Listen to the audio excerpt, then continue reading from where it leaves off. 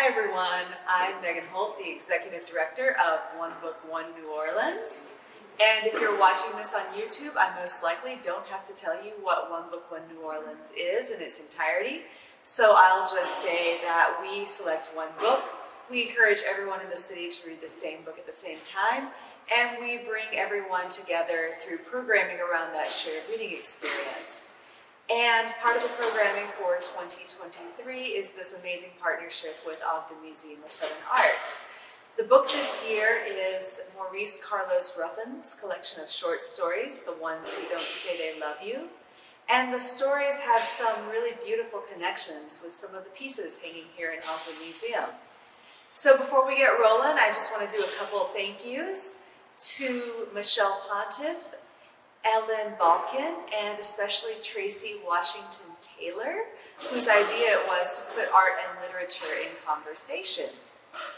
We did this talk live on August 19th, and we're doing it here at Ogden Museum for those of you who didn't get a chance to attend today. So a couple things I said during the talk. The first three pieces we're going to see are from Ogden Museum's 20th anniversary exhibition, Knowing Who We Are. And then the last two pieces we're going to see are part of the 10th annual HBCU Art Showcase. One last thing, I will be reading quotes from both Ruffin's book and a couple other sources as well. The other sources I am bringing in are readily available through Google. I'll be sure to give you the name and publication they come from, and you can find those sources on your own and read them. I did that deliberately to make sure that nothing I cite is behind a paywall, so it's accessible to everyone watching right now. And on that happy note, let's go see some art. So we're going to start with The Monday Faithfuls by El Kasimu Harris. He's a local New Orleans artist. This was taken at the Purple Rain Bar. And when we did this in person, so many folks who were here remarked on the use of lighting. The way that the light seems to come down, almost like a cathedral-esque experience. And that was really amplified by the use of the word faithful in the title of the photograph, as well as, I don't know if you all can see it, but on the t-shirt advertised in the television here, it says the word faith. So the idea of this photograph giving off bar as church vibes really got me to thinking about the way that sometimes we treat our bars as confessionals and as places where we go and we can be our authentic selves, and we can tell those secrets to those folks who are our bartenders, our friends, that we don't normally tell to other folks, much the same way we might do at a confessional. And that brought to mind Maurice Carlos Ruffin's Bigsby. It's a short story in which Bigsby, who's the title character, is speaking to someone named Kyle. We're not sure if Kyle is a bartender or a friend, but we do know that Kyle is responsible for serving up some whiskey. And as the story goes on, Bigsby gets more and more honest as he drinks. So the way that Ruffin manages to capture the bar room as confessional, as a place where you can be yourself and tell your secrets, is captured really beautifully in both the painting and the story. So Kasimu's photograph that we just discussed is part of his Vanishing Black Bars in Louisiana series. And it was taken in 2019, as I said, at the Purple Rain Bar here in New Orleans. And there's a real sense of urgency in that series to sort of get these spaces onto the camera before they disappear due to gentrification and rising rent costs and all of that. And in much the same way that Kasimu Harris is trying to document that space, in 1985 Bernie Imes is documenting juke joints in Mississippi, and that's where we're at today for this one.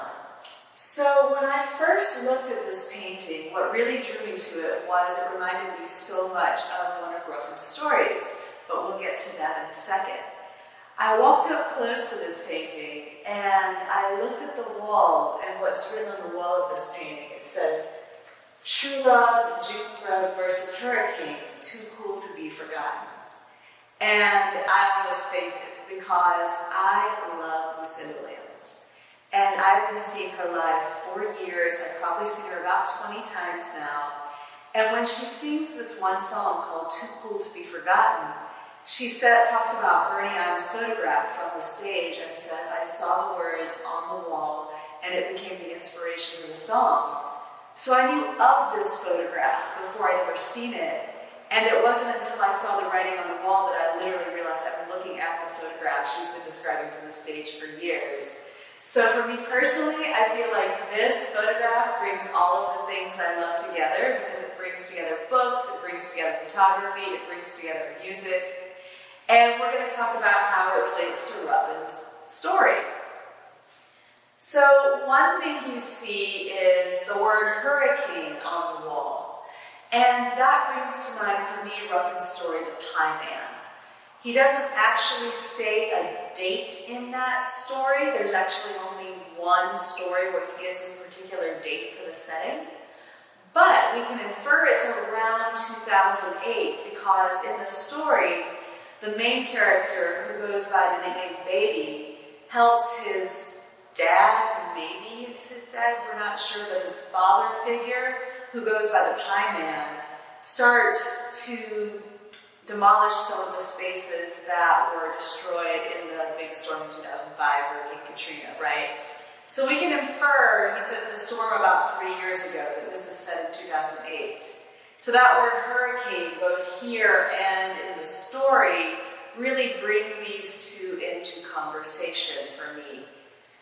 Also in that story, we have 3 young men, Baby, Touché, and Turtle.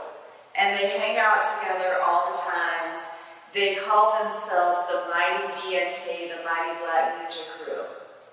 So when I see the 3 young men here, it automatically brings to mind the Mighty Black Ninja Crew.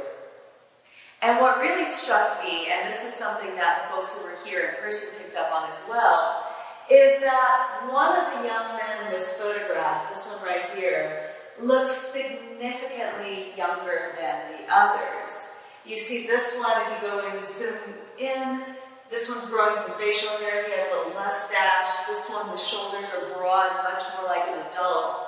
But this one still has kind of that lanky, I'm growing into my adult body feel. And in the story, I'm going to read the quote. Baby doesn't have the swagger of Touché or the brains of Turtle. Baby's 14, but looks closer to 9, since he's 2 heads shorter than the others and has no stubble on his chin and chest. So once again, just like you have the one younger teenager and the 2 older teenagers, you've got that same dynamic in the story. And they're all leaning on each other, you know. This one I feel like is trying to look cool harder than the rest of them because he's younger, he's trying to prove something, much like Baby in The Pie Man. Also, you have a stick. It's a pool stick, yes. There is a stick in The Pie Man as well. It figures very prominently in the end of the story. I will not tell you what that stick is or what it's used for because that would give away the ending and you need to read it. But just know that there is a stick. So the use of the stick in both the photograph and the story is another connection.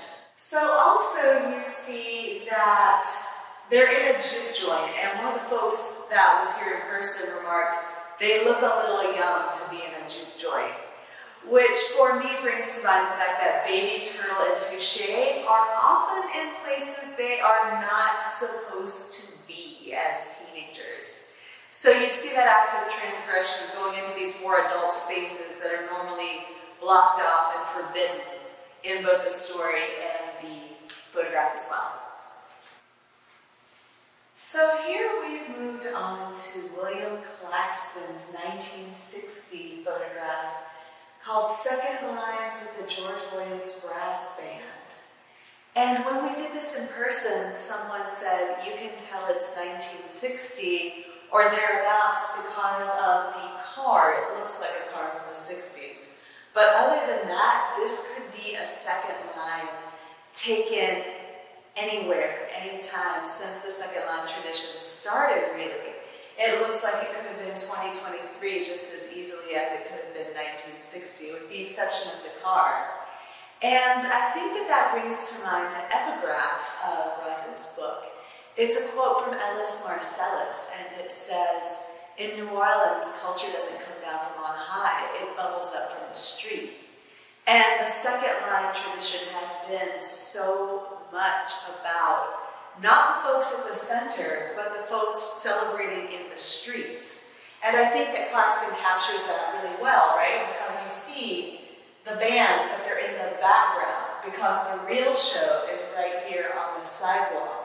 It's in the streets, it's with the people who may not have paid the dues to the Social Aid and Pleasure Club, may not be dressed in the outfits, but they are the stars. It bubbles up from the streets. And that to me really brings to mind also the story in Ruffin's book called Before I Let Go. It's the last story in the collection. It's the longest. It's around 40 pages. And in it, there's a woman named Galia who, much like the black bars that Kasimu Harris is photographing, is experiencing sort of this rapid gentrification that's happened in New Orleans over the past 10 years. We know the story is set very recently, even though, once again, Ruffin doesn't give an exact date, and we know that because the main character, Galia, is driving an Uber as one of her jobs. She's driving an Uber, she's working as a caterer, she works as a nanny at one point, and she's really doing all of these things to try to make ends meet, to keep her house from getting foreclosed on. So there's a lot of struggle, there's a lot of her feeling like she's being pushed out by newcomers who are white and young and have a lot of money.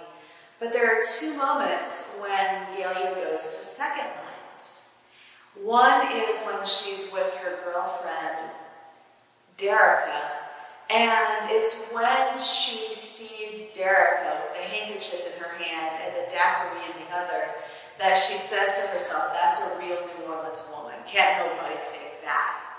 And you see that as, once again, that coming from New Orleans culture, right? You can't fake being from New Orleans, even if you moved here, even if you love it. There's no substitute for the real thing. And she sees that at the second line. The other instance in which Derica goes to the second line is actually the very last few sentences in the book. I'm going to read those because I think they're really important. "There are shadows on the frosted window pane that suggest moving bodies and, from the distance coming closer, a jazz beat from brass and snares. Galia will be in the crush of bodies when it turns the corner to the next block. Thousands of arms, legs, and eyes reaching for a bell of brass." And to me, that's a really powerful way to end this story that is, of course, named after the Mays and Frankie Beverly song, Before I Let Go, and has been a song played at so many joyous occasions. Because in this story, despite the fact that Galia is having a really, really rough time, the story ends with Galia choosing joy. She chooses to go to the second line. She chooses to be in the crush of bodies. She chooses to be doing something that only real New Orleanians know and love. And if we think about the second line tradition, not so much the one that follows the funerals, but the one that arose with the Social Aid and Pleasure Club having, their designated Sunday each year. Part of the reason the Social Aid and Pleasure Clubs came about is because Black New Orleanians could not get insurance. And it became a way when you paid your dues, they made sure your family, your funeral, all that was taken care of when you passed.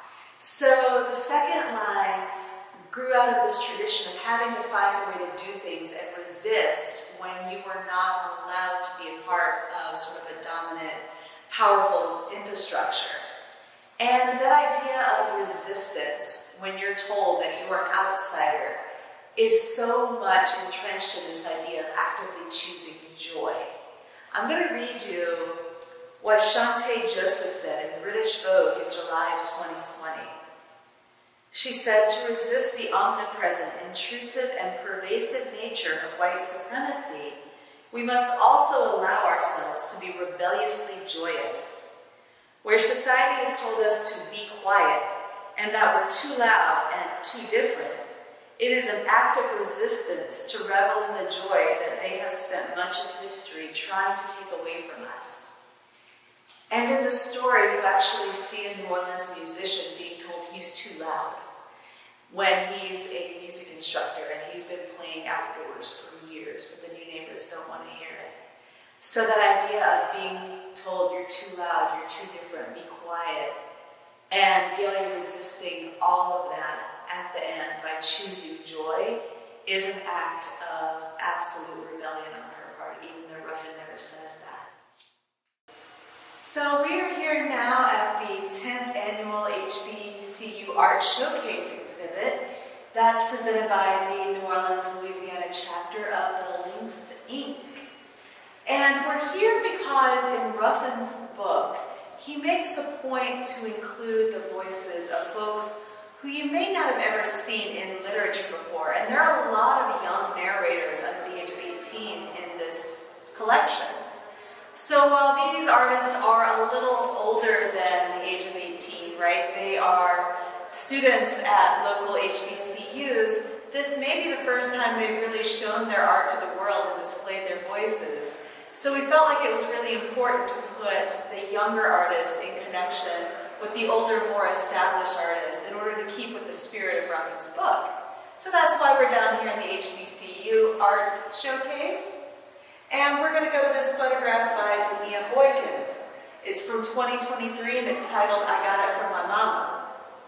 It's connected to Claxton's photograph because they are both, to me, Claxton's second line photograph and Boykins' photograph of this mother and daughter, tied to the story Before I Let Go. Perhaps Galia's most significant relationship in that story is with a character we never meet, and that is her daughter.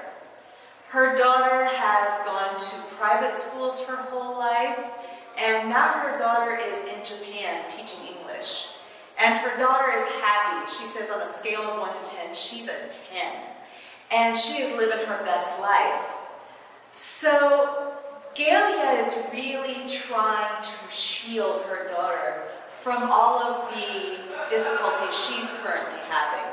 She won't tell her daughter about the fact she lost her job. She won't tell her daughter about the fact that the mortgage is coming due and the taxes, and that they may lose the family home from 3 generations. She keeps her from that. And in much the same way in this photograph, we've got the mother and the daughter. You see they're incredibly close. And you can see the love in this photograph, much like when you read the interactions between Galia and her daughter on the phone. You can feel the love in those interactions in the story.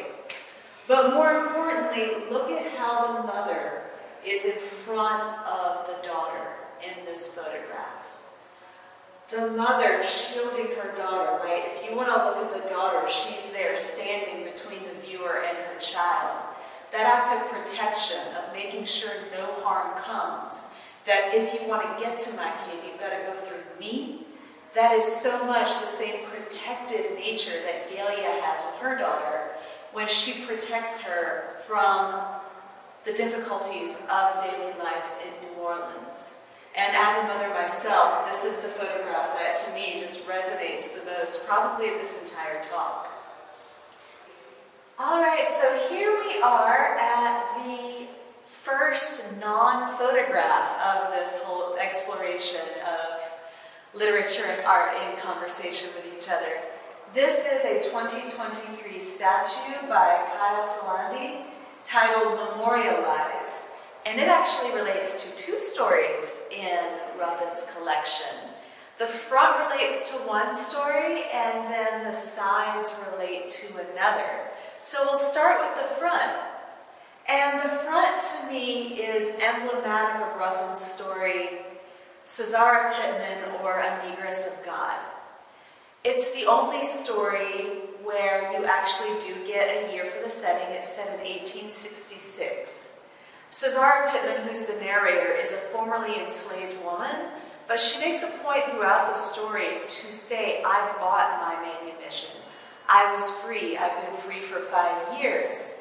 And she does that deliberately. I think in an 8-page story, she mentions the fact that she is a former slave, but is a slave no more, no less than 4 times. And we see that tension between bondage and freedom really beautifully in this piece when we look at the figure's bracelets. This one here looks much more like a rope, right? Signaling that kind of being tied. And this looks much more like a bracelet, that idea of beauty, of adornment. So that tension is right there. Also, look at how regally she sits. She almost looks like a judge, sitting on a seat of judgment. And in the story, it takes place in a courtroom, and ideas of justice are so very much at the center of Saturay Pittman, or A Negress of God. She testifies, or is supposed to testify, against a white man who has attempted to rape her in 1866 in New Orleans. And as she's on the stand, the reader feels that tension of what it's going to be for her to testify in front of an all-white jury against a white man. And wondering, is she going to actually get justice? What will that justice look like? If he is convicted, will it be safe for her and her family? All of these different ways that outside forces play into that justice system, and the way that this statue kind of represents that idea of justice as well. One person also said, I don't see justice. What I see is an angel, almost like a God figure. And I'm not going to give the ending of Saturay Pittman away, but let's just say that at the end, she does become kind of that God figure. And now we're going to move to the sides. So while the front of the statue is this regal woman holding the lantern with the dove next to her, the sides are both more reminiscent of graffiti art. And it's really wild to me that the story is set in 1866 and the Roman numerals here say 1966. It's a complete coincidence that the statue's numerals are exactly 100 years after the date of the setting of the story. But coincidences are the most beautiful part of art, right? So the artist said that this is actually the date that Fred Hampton was assassinated. So when we look at this, we think about this idea of power and what graffiti art can really do in terms of who has power and who doesn't. I'll read you a little bit about graffiti art. At its core, street art has historically served as a means of protest. Its accessible nature gives a public platform to those who have long been oppressed, silenced, and altogether excluded from the larger conversation. Even when street art is not explicitly meant to influence public opinion, it is, at the very least, meant to be thought-provoking in some capacity. And that's a quote from Emily Malowski in How Protest Graffiti Recontextualizes Public Art from the American Prospect in June 2020. June 2020 is around the time that Ruffin's short story Rhinoceros is set. Once again, he doesn't give a date, but you can infer from the fact that the characters are masking up for COVID and going to protest that it's sometime after the murder of George Floyd in 2020 on May 25th. So in that story as well, we've got two main characters, Freddie and Shaquan, and they are creating public protest art. I'll read the quote from the story. Shaquan seems to think protest art and social progress go together, like prayers and answered prayers. They put a black hood over the head of John McDonough's statue last weekend. Before that, Shaquan spray-painted a black fist on the window of a building where rich old white men met to divide spoils.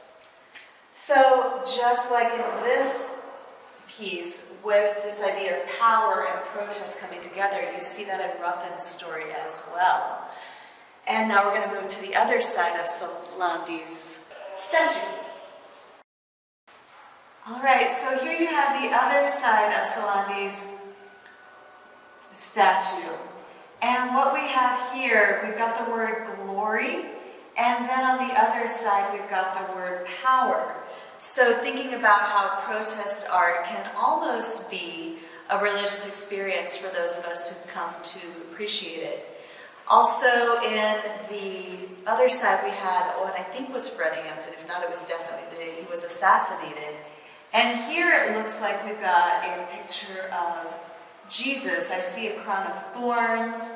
And someone suggested during this live talk that the connection between these two figures was this idea of sacrificing yourself for a cause that you believe in.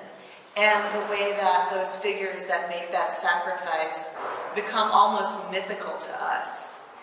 Also, for me, the idea of power and glory reminds me of what we say in church sometimes after the Lord's Prayer.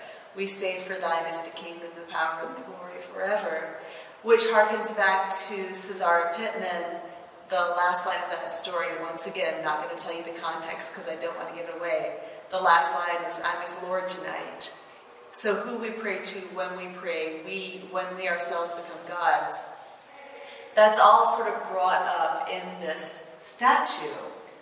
Also what we see is this idea of who gets to be deified in their time, after their time, and who gets marginalized. We see that in both of the stories as well. Freddie and Shaquan don't feel like their voices are being heard. Cesare Pittman knows she will not get the justice she deserves. And thinking about, in terms of street art, why folks need to create it, right? They have been traditionally creating street art because they've been pushed out of the mainstream artistic scene. They're sort of on the fringes, on the margins. Much the way, actually, now that I'm thinking about it, that maybe social aids and pleasure clubs created these structures because they were pushed out of traditional insurance structures. So they have to go to the streets and create their own form of art that then becomes the power and the resistance. So I'm going to read one quote about street art that I thought was incredibly powerful. "If you are a street artist, there's a higher chance of you being low income, a person of color, female, or a part of the LGBTQIA+ community." And that quote's from Caroline Choi in Street Art Activism, What White People Call Vandalism, from the Harvard Political Review in October 2020. And the reason that that quote resonated with me when I was thinking about its connection to Ruffin's book is because that basically hits on every identity of Freddie and Shaquan in Rhinoceros. The two that are creating this graffiti art and protest art and posting it on Instagram, they are young black New Orleanians. One identifies as female, one identifies as non-binary. They have hints in the story that they may not come from money because one's mom is gone working the night shift, right? You generally might not have to do that if you have sort of independent wealth. So this idea of young, a person of color, female, part of the LGBTQ+ community resonates with the identities of the characters. And that, to me, brings us right over here next to the statue. We've got two of Teddy Reed's paintings.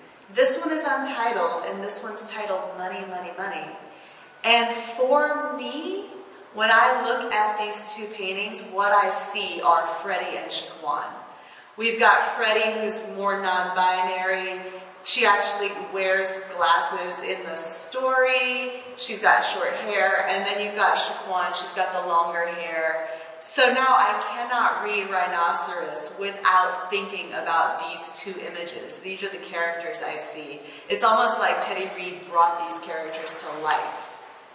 And that is all the time we have for today. Thank you very much for coming on this journey with me, putting literature and art in conversation. Thanks to Maurice Ruffin for writing the book that gave me so much to think about. We'll see you later.